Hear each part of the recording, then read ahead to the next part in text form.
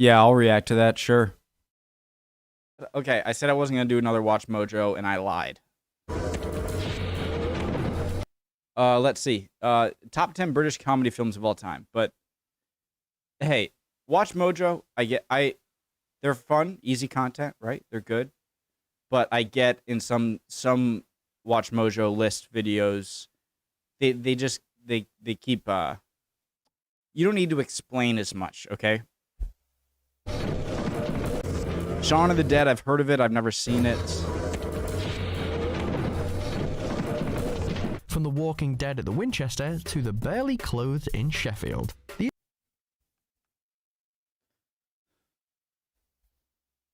films had us in hysterics. Welcome to Watch Mojo UK. I fought in your general direction for the top 10 British comedy films. Yeah, I'll react to that, sure. Oh, you will? Thanks, man. Sorry, that was my other video, guys. We begin. If you enjoy this video, be sure to subscribe for more great content. For this list, we're focusing on the best laugh-out-loud comedy films to hail from the British Isles, from classic Ealing comedies to raunchy rom-coms. And just to be clear, we're keeping to one entry per franchise. No!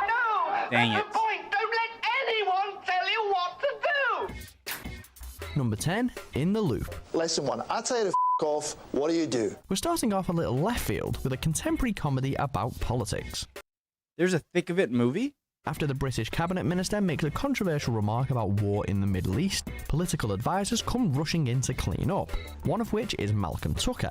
Yes, the same Malcolm Tucker from the series The Thick of It. I'm a cabinet minister. Yeah, I didn't get here by screwing up every media appearance I ever had. With ruthless satire coming out of its ears, it will appeal to those who frequently get frustrated by the farce of bureaucratic faff, like international relations, for example. No, hang on, for a start! Turn that racket off! Turn it off. Number 9, The Full Monty. To a film about unemployed steelworkers turned amateur male. Can I just get my water quick?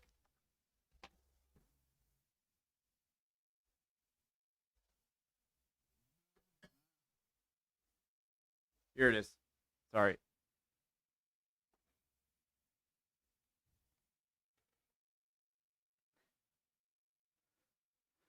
Strippers next. Stay with us. Crude on the surface, but superbly written nonetheless, The Full Monty stars the likes of Robert Carlyle, Mark Addy, and Tom Wilkinson, who, with the help of a killer soundtrack and some revealing underwear, aim to keep themselves financially afloat. 1, 2, 3. Filled with memorable visuals, dialogue, and music, the latter of which it won an Oscar for, it's stripped back comedy at its best. Number 8, The Return of the Pink Panther. Well, if there is a lady, there must be a lid. A what? One of many films in the What? And what is the mustache? I like it. Return of the Pink Panther. Well, if there is a lady, there must be a lid. A what? One of many films in the Inspector Clouseau saga, this film features Peter Sellers as the titular detective, who's half Sherlock Holmes and half Charlie Chaplin. How was I to know he was the bank manager? How were you to know the bank was being robbed? That is correct. What is correct? I did not know the bank was being robbed. With scenes excruciatingly frustrating yet hilarious to watch, it's a classic example of slapstick humour and of Sellers' comic abilities. Whether he's trying to pronounce a difficult word, find out where his servant is hiding, or analysing a crime scene, you can always expect him to cock it up. Number 7, Four Weddings. I'm such an idiot. So, the Pink Panther was a remake of oh my god, I feel so dumb. Never mind. I don't even want to explain. And a Funeral. To take thee, Lydia Jane Hibbert, to be my awful wedded wife. Loads of films offer a taste of British humour, but nothing quite taps into the farce of British culture as effectively as Four Weddings and a Funeral. You like this girl, don't you? Less about the eponymous events themselves and more about the tricky relationships that surround them, it's a film packed with awkward social situations. For the first time in my whole life, I realised totally and utterly loved one person. With Hugh Grant in the leading role and a supporting cast that includes Andy McDowell and John Hannah, it's funny and often exceptionally cringy to watch, with awful best man speeches and knockout ceremonies. When Bernard told me he was getting engaged to Lydia, I congratulated him because all his other girlfriends had been such complete dogs. Number 6, Kind Hearts and Coronets. It's not often you associate comedy with a killing spree, but that's what this film's all about. It stars Dennis Price as Louis Mazzini, the 10th Duke of Chalfont, who seeks revenge on the aristocratic Gascoigne family for disowning his mother. Vowing to claim his dukedom, he decides to bump off all those that stand in his way, including almost 10 members of the Gascoigne family, all amusingly played by Alec Guinness. Elaborate kills, nail-biting near misses, and first-rate comic timing by Guinness make this a must-watch for any old-school comedy fan. Bravo, Edith!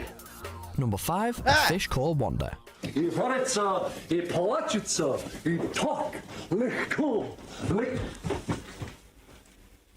From two of the famed Pythons, John Cleese and Michael. Wait.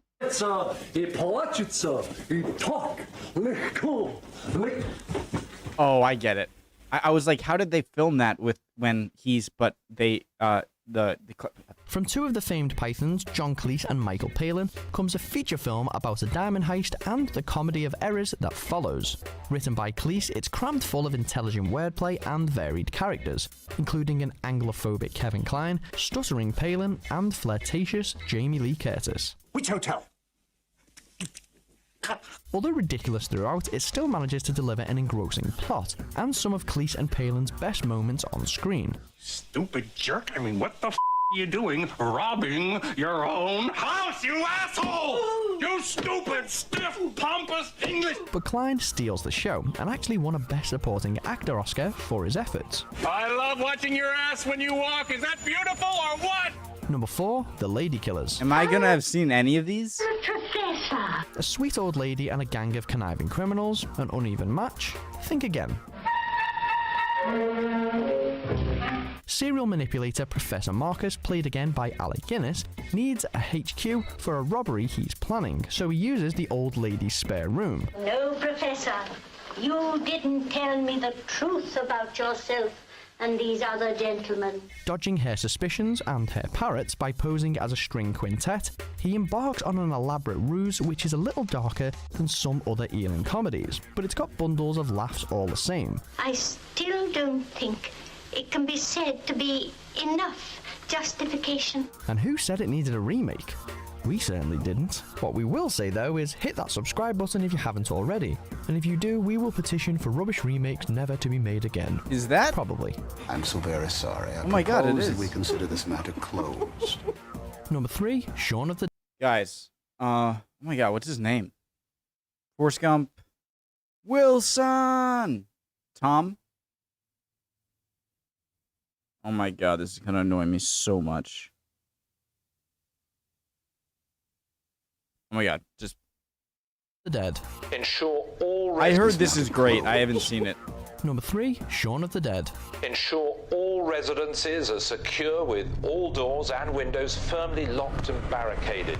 We could have chosen either of the hugely successful entries in the Three Flavors Cornetto trilogy, but we've opted for the debut effort. Oh, thank God for that. Drawing on all the zombie apocalypse cliches you can think of, from holding up in a safe house to using everyday household items as weapons, Shaun of the Dead offers the perfect balance of satirical humour and horror. Okay, John, it's time at the bar. Together with snappy editing and the excellent directorial eye of Edgar Wright, it's one of the UK's best loved films, and for a very good reason. How's that for a slice of fried gold? Yeah, boy! Number 2, With Nail and I. Guys, where is he from? Debut effort. Is that the co-host of Conan O'Brien? I just nailed it. Gold. Yeah, boy! Number 2, With Nail and I. I'm making time. A slightly different look at the British countryside next, with Bruce Robinson's cult classic about two struggling actors, played by Richard E. Grant and Paul McGann. Purple Haze. Listen to me, listen to me.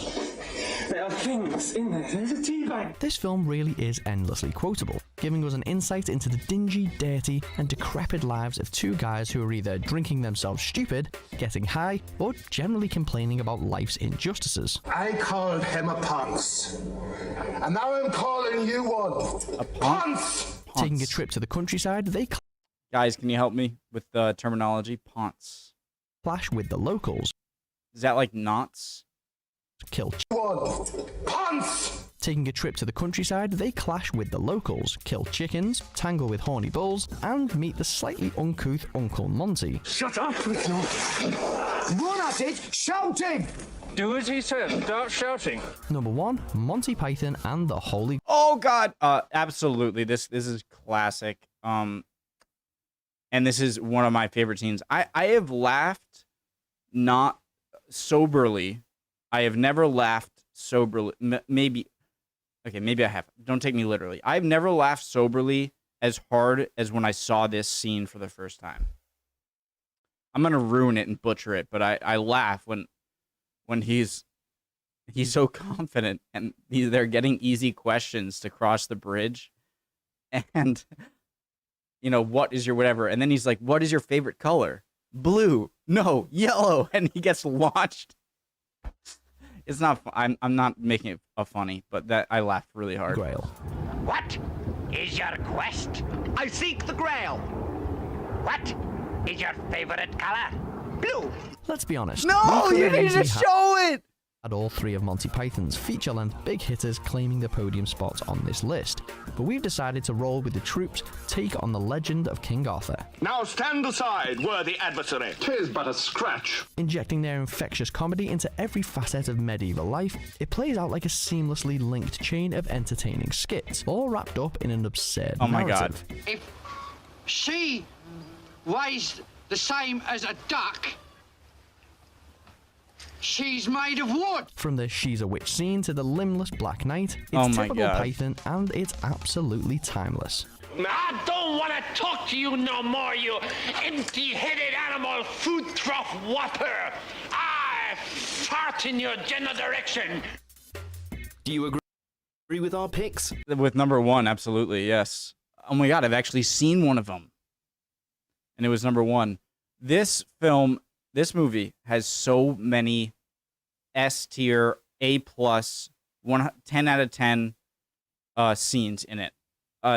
Just whether it's the first meeting again with the Frenchman on the castle, like talking about the swallow and the coconut, and then later when they're at the witch scene and you see the guy like tying a coconut, and the witch scene itself, the bridge scene, the rabbit scene, the Black Knight,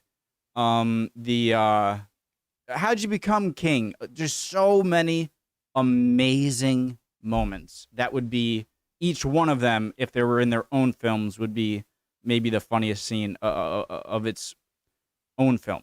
But so good. All right, guys, enough Watch Mojo for today. All right, I love them. You sometimes. And it's just easy, nice content when I just want to chill out. Okay? So chill. Love you guys. Hope you're doing well. And I'll see you next time. All right? Bye, guys.